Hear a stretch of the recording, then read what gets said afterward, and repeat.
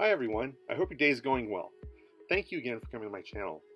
For those of you who are new to my channel, welcome. This channel is meant to provide information about schools, careers, and related information based off my experience. And my hopes are that this benefits you in some way when making a decision about your career or your education. If you like this content, please click a like on the video. Now, when I was a kid in high school, I might have mentioned that it was ingrained in my head that the focus in high school for me was to go to college and get my college degree. Well, I've been through my college education, and now as I reflect on my schooling, I wish there was a quick, easy guide to give me kind of a list of what I should be thinking about. So in the mindset of that train of thought, what better way to do this than to introduce a top 10 list? So, the top 10 things I wish I knew before college. This is a list based on my experience and what I went through in the pursuit of my various degrees. As much as you hear about college rankings, unless you have a specific plan in place, I wouldn't put too much weight into them. The rankings point out school metrics that magazines and companies use to make money off of.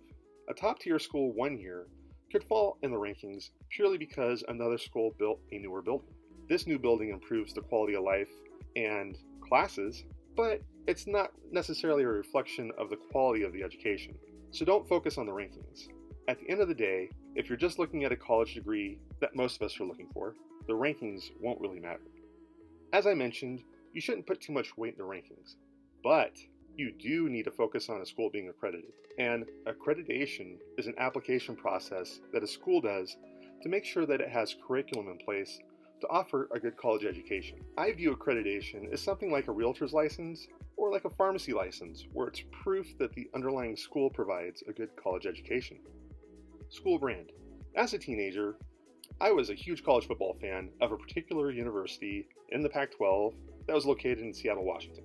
Part of this obsession is that both my parents went to that school. So there was this identification I had about going to a specific school after high school. Looking back, I would have told my younger self to focus on the education, not the brand. The school at the time was over 3,000 miles away. This made my support structure limited to a phone call. I would have pushed my younger self to focus on the schools where I could continue keeping my support structure in place. Was the experience I had good and fulfilling? Absolutely. But I would have pointed out to the younger me that having a support structure while you're in school is extremely important for your success. Cost. Yes, school costs money. Some schools are low in cost. Some schools are extremely high in cost. At the end of the day, your college degree is the same degree at every other school. An expensive school with a tuition of $50,000 a year for a business degree and a school that has a tuition of $12,000 a year for a business degree, well, they're both business degrees. The vast majority of us do not have endless amounts of money. Cost of school is an important factor. Even though an expensive school will come with some prestige than that of the less expensive school, it doesn't matter. Employers are looking for a student that has graduated. It doesn't matter what the school is on the degree.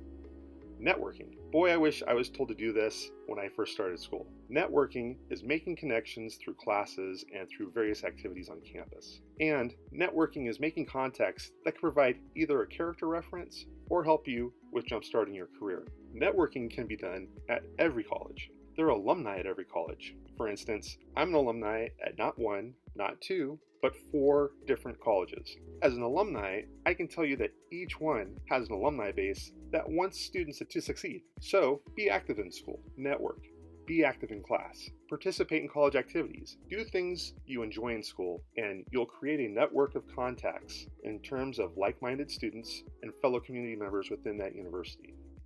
Deciding a major.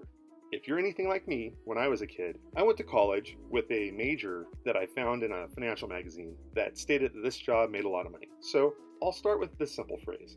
Don't focus on the money. If you do something that you're passionate about, money will come. A new college graduate will be one of many other college graduates looking for an entry-level job in the workforce. So use your time at the beginning of college to see what you're actually interested in. I am not a mathematician. I could have been miserable to try and make it through 4 years of school as a math major. But where would that lead me? A 4-year degree on something I didn't like doing? I recommend taking a variety of classes. A class you might not have thought about taking could open your mind to new directions in your college career. Community college. As a kid, I was told to get a 4-year degree. So I went to college to get that 4-year degree. You know what? No one explained to me at the time that community college is a great way to get your college career kickstarted. Super fancy, expensive 4-year universities can have freshman college classes with 200, 300, 400 students in a lecture class. Then that is further broken up into smaller sections with a teaching assistant. I hated that because it felt very impersonal. Now, that same 100 level introductory class is also offered at a community college. And guess what? It's more laid back. The class is much smaller. How do I know? Yet again, experience. A 100 level major university class could have as many as 400 students in it. But that same 100 level class could have a class size of 15 to 20 students at a community college. It's more personal, and the best part of junior college or community college, the cost. It's a fraction of what a university costs. Do you want to take a calculus class at a private university for $2,000? Or do you want to take that same type of class at a community college for $150? For me, it's an open and shut case, but it's something you should look at, especially if you don't know what you want to do in terms of a major. It's a lot easier to pay $2,500 a year to experience a variety of classes as opposed to paying $40,000 in tuition at a private university. Student loans.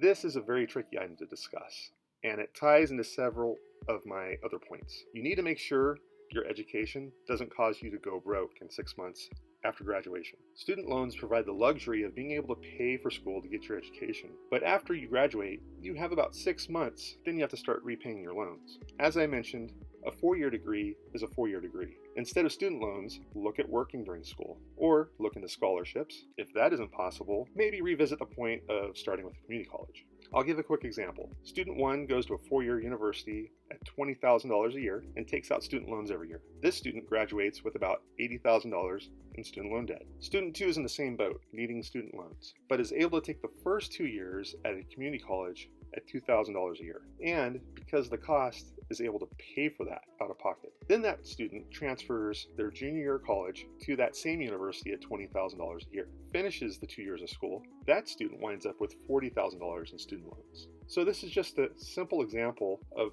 the huge discrepancy in costs in getting your education. Be active in your school. Now, this kind of leads into my point for networking, but be active. Take part in school activities. You have the opportunity to be around like-minded people at your school. Many of the activities you do at college are free. There are clubs you can join, social activities, many items and events that you can do that are fun. Just going to school for class will cause you to miss out on an awful lot. Now, I'm not saying to focus on school activities. Exactly opposite. Focus on school and grades. But in your free time, away from studies, it's an amazing opportunity to learn or experience something new and fun. It's kind of weird to say this, but maybe don't go to college right away after high school. You don't have to go to college to do what you want to do. There are many other opportunities to provide life experiences, possibly work full-time to save money for school rather than take student loans out. Another option would be joining a volunteer organization where you can learn additional life skills. Some individuals want to go into the trades, so a university degree isn't really the right route to go. They want to go to a trade school. Some people want to serve their country and join the military. So all this are just different ways of jumping headfirst into a career or some type of education, learning skills. Or you can join a service organization like the Peace Corps or AmeriCorps. The overarching point here is that a college degree is not a must-do. A 4-year degree does open doors that you wouldn't have otherwise, but a 4-year degree is not mandatory to get a kickstart after high school. Going to college is just one of many options to take. Well, everyone, there you go. It's a good list of items that I wish were discussed with me in high school before I had started college. Thank you for listening. If you like the video, click the like button or subscribe for more content. If there are other topics you want to hear, feel free to let me know in the comments section. I hope you gained some insight with what I discussed, and I hope it helps you in the decision process you have in front of you. I hope you have a wonderful day. Be safe. Have a good one.